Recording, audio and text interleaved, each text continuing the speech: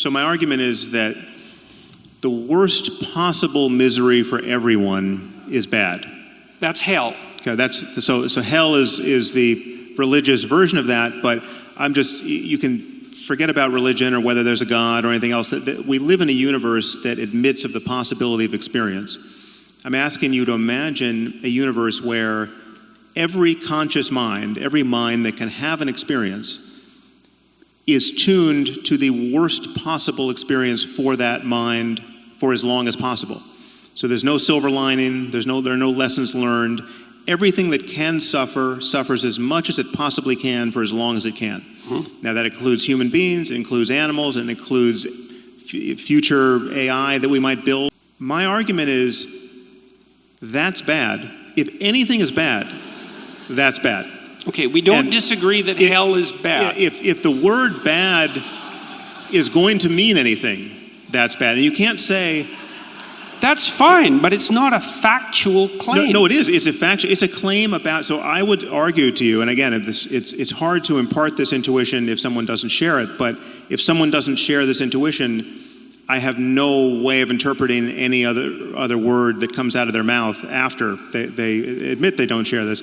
So just imagine someone saying... But even that doesn't make it a factual claim. No, so again... So you guys are going to get stuck here, and I think you're going to... Yeah. No, again, give us 1 more minute. Okay, one more minute. 1 more minute, because I don't think we'll get stuck here. Every claim we make about anything, at a certain point... If you trace all the tools we're using down to, turtles all the way down to something that we can't explain and justify, right? This is true of physics, it's true of mathematics. I just said it was true of arithmetic. And it's true morally, I would argue, in this sense, that yes, the worst possible misery for everyone is bad. And if you're going to say, well, okay, who knows? Maybe it's good. What does bad mean? What bad means means that... Again, you guys are going to get stuck. Let me try to help. It's okay. Really. It's okay. What does bad... I agree with you. I really think that we're going to go down a rabbit hole here, and we'll never come back out. This is a crucial issue. It's an absolutely crucial issue. This is why you get stuck. All right, so we have a mutiny here. We're at war with our moderator. Yes. Give us 2 more minutes, because it is crucial. Okay. Well, so let me...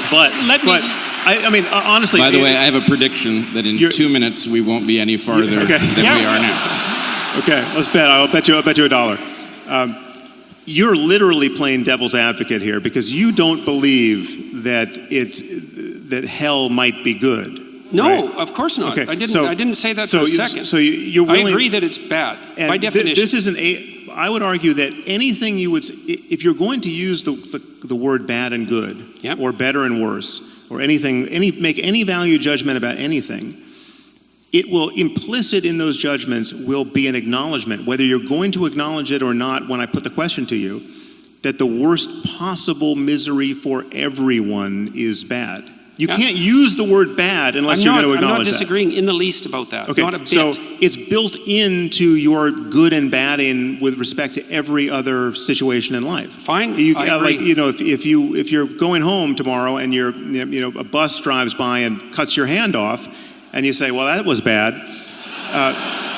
It only makes sense with reference to this underlying claim. Well, it would be worse if the other hand got cut off too, and everyone's hands got cut off. You're beating a dead horse here, man. I agree with you.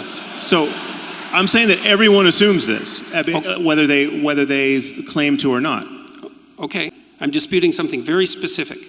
I'm disputing the issue that that's a factual claim. That's all. Well, hell is bad. We should avoid it. It brings Moore's infinite regress to an end. All of that, I agree. It's deeper than a factual claim. It's not an arithmetical claim. So an arithmetical claim about addition in this case is. Now you're making my point for me. You could say the same thing. You could say, when I say 2 + 2 makes 4, you could say, but is that a factual claim? So, well, it's not a factual claim, but it's an arithmetical claim. It's a mathematical claim. What I'm trying to do what I'm really trying to do, the problem I have with your argument, and I don't mean that you're wrong.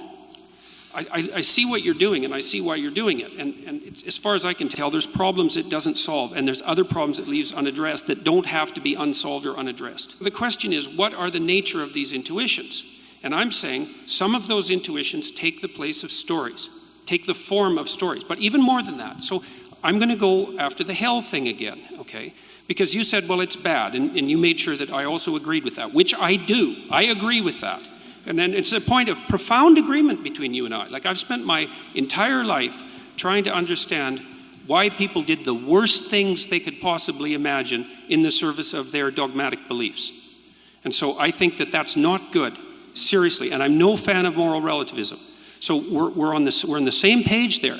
Now, but what I noticed in when you wrote The Moral Landscape is you tell it, and I'm not trying to trap you, you tell a story about, it looks to me like it's a story about heaven versus hell, essentially. Let me use that language momentarily. But it's also a story about good versus evil. And this is why, is because the question is, what's bad about hell? Now you say the suffering. It's like, fair enough, man. True enough, but not true enough. So in Dante's vision, what's also bad about hell? In addition to the suffering, the actions that put you there, the malevolence that generates it. Okay, but that's part of the suffering. So no, it's not. No, it's not. It's not the same as the suffering. It's not the having your hand cut off. It's the pleasure that's derived by the person who cut it off. And that is a different thing. That's more. But that's part of my picture. Well, but wait, it's an important. The distinction